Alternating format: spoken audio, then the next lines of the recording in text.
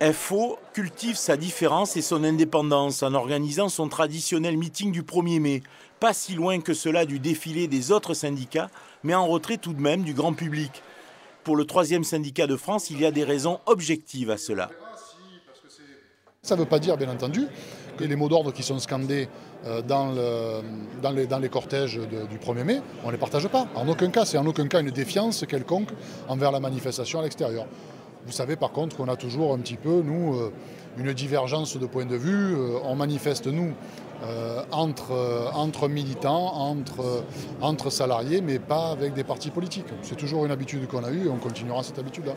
Un 1er mai qui intervient quelques jours après l'élection du nouveau secrétaire général, Pascal Pavageau, en lieu et place de Jean-Claude Mailly, qui a œuvré 14 ans à la tête de Force ouvrière. Des changements de ligne directrice sont-ils attendus par les militants? Nous avons un nouveau secrétaire général. Écoutez, nous travaillerons avec le nouveau secrétaire général, tout en ayant, comme je vous l'ai dit, nos habitudes, c'est-à-dire c'est les adhérents qui décident de nos mouvements et des mobilisations. FO, né d'une scission de la CGT en 1947, a rappelé le poids de l'histoire dans la célébration du 1er mai.